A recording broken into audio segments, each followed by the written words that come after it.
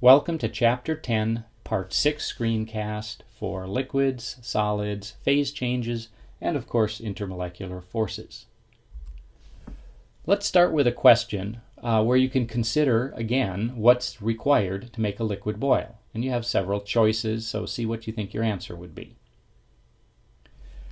And hopefully you would say, well, heat it up, you big dummy. Definitely we need to heat a liquid in order to make it boil. But it turns out that you can also make a liquid boil by decreasing the pressure around it, and this might be demonstrated in class or have a link to a video put up at some point, or at least it will be discussed in this screencast. So to make a substance boil, and we're going to think about things on a molecular level, if you heat the substance up, then the molecules move faster and faster on average. And if they move faster on average, some of them will have enough kinetic energy to overcome the intermolecular forces and go from the liquid phase into the gas phase. And if we keep heating, or if we leave this open to the atmosphere, more gas molecules will form, less liquid will be in the container, and if this is open, eventually all of the liquid will form gas and escape. Now, when we heat the substance up, we also note that it's going to boil at some point if we heat it up enough, and boiling occurs when what's called the vapor pressure of the liquid equals the external pressure due to the atmosphere. And we're going to talk about that in a little bit more detail, but you've certainly seen water boil, and when water boils, it starts forming bubbles. It's at about 100 degrees Celsius at normal atmospheric sea level conditions, and the water is exerting a vapor pressure that equals the external pressure, and the water therefore boils. Here's one example where it's a little more visible in terms of what's happening. This is the liquid bromine, and it's a brown liquid, and you can see that even at room temperature, bromine is exerting some vapor pressure because some of the bromine molecules that are the liquid turn into gas phase bromine, and if this container is not covered and sealed, bromine will escape and the liquid will gradually evaporate. Of course, you don't want to do this out in an open room because bromine's pretty bad for you. But this is a good example because we can see what's happening due to the color of the molecules much more readily than we could with, say, water. Now, at any given temperature, the bromine gas part is going to exert some pressure, and technically the vapor pressure is the partial pressure of the gas, in this case bromine, but it could be any other substance in general, that when it's in equilibrium with its liquid at a constant temperature. So what this means, if we heat this up, of course, it's going to have more gas formation, and it'll exert a higher pressure. And a way to look at this in terms of what the molecules are doing is when we have a substance in an open container, the liquid molecules, some of them will turn into gas, the container's open, so they'll escape. They'll be replaced by more liquid molecules turning into gas and escaping, and eventually all of the liquid evaporates.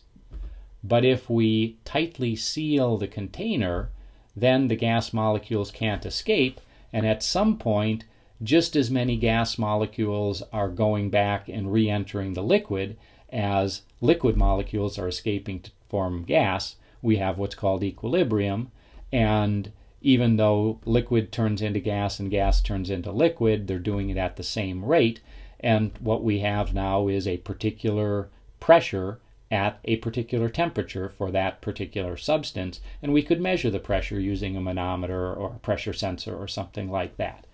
And if we heat this substance up, we'll form more gas particles, we'll have a higher vapor pressure, which we can measure. So on a molecular level, just keeping going with that a little bit, if you remember the Maxwell-Boltzmann distribution of kinetic energy of particles versus number of particles, at a low temperature, represented by the blue line here, we have some very slow molecules, or low kinetic energy molecules.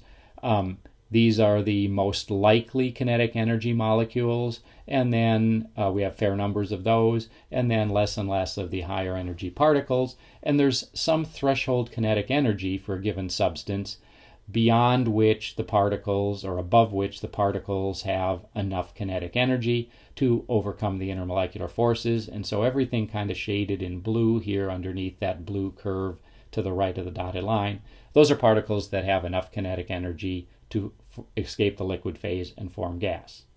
Now, if we heat this substance up, then the Maxwell-Boltzmann curve will shift, as we've talked about before.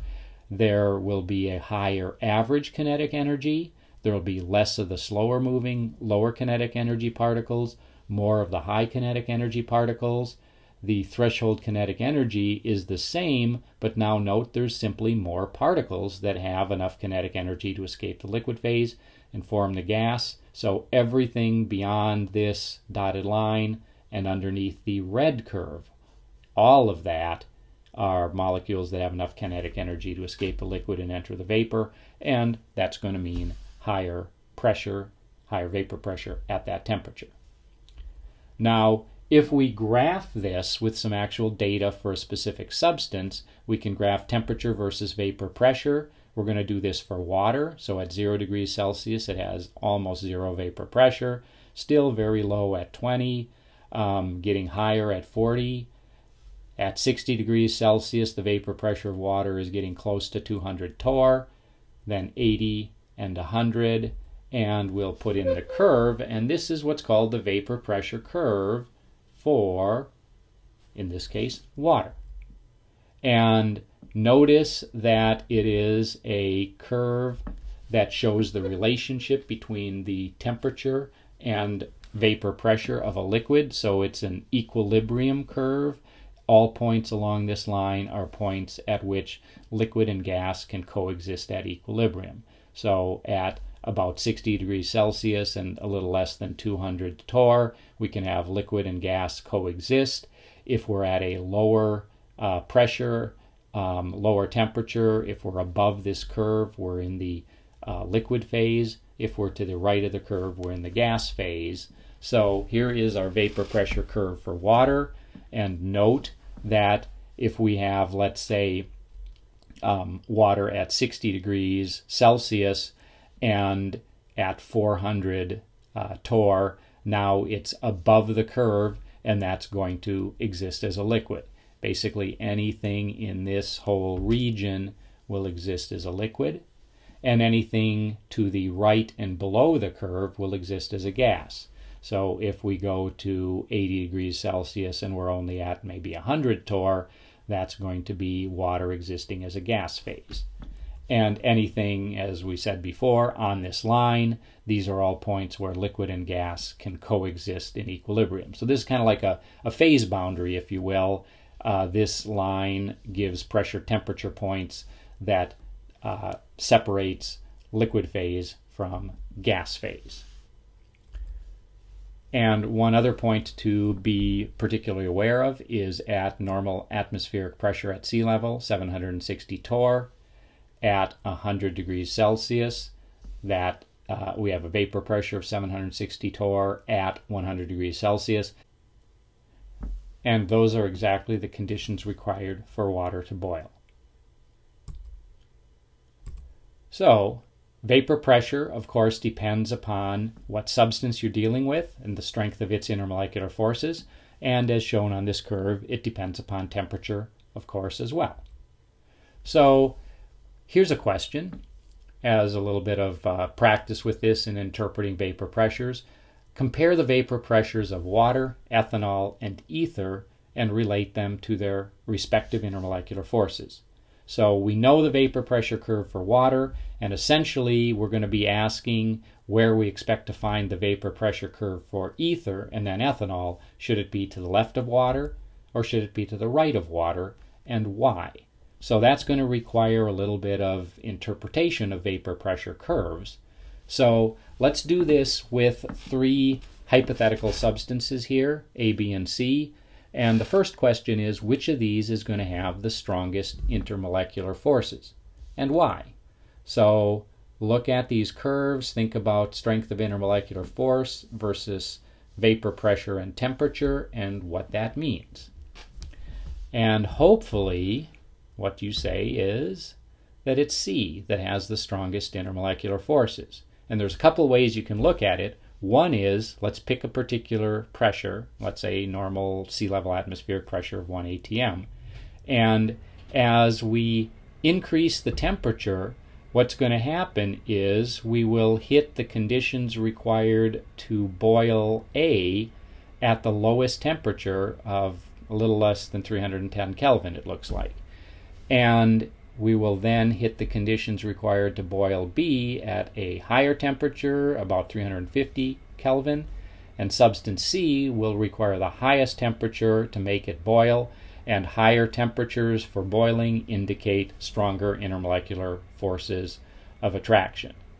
Now, another way to look at it is at any given temperature, so let's say we're just going to stick with 300 Kelvin all the time, substance A is going to have the highest vapor pressure, substance B will have a lower vapor pressure, and substance C will have a yet lower vapor pressure than that at a given temperature.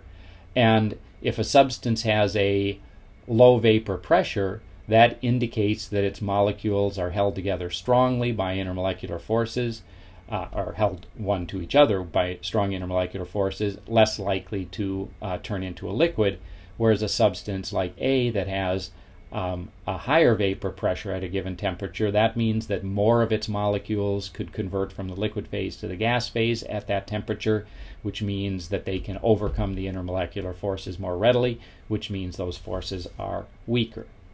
So, the opposite question, which substance has the weakest intermolecular forces?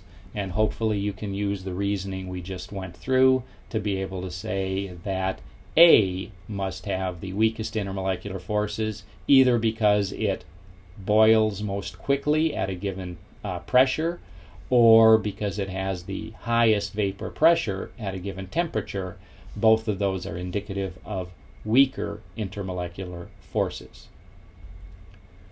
So now we can go back to the ether and ethanol versus water vapor pressure question and note that ether has the highest vapor pressures, most easily boiling, ethanol higher than that, and water higher than that in terms of boiling temperatures, lower in terms of vapor pressure. So water has the strongest intermolecular forces and the lowest vapor pressure at a given temperature, whereas ether is going to have the exact opposite, weakest intermolecular forces at the highest vapor pressure. And you would also like to think about the reasons for this, and as we've discussed before, water has very strong hydrogen bonding. Ethanol also has hydrogen bonding, but not as extensive hydrogen bonding as water, so not quite as strong intermolecular forces. And ether is a molecule where the oxygen is sandwiched between carbons, and that is slightly polar, but it doesn't have hydrogen bonding, and therefore it has the weakest intermolecular forces of these three.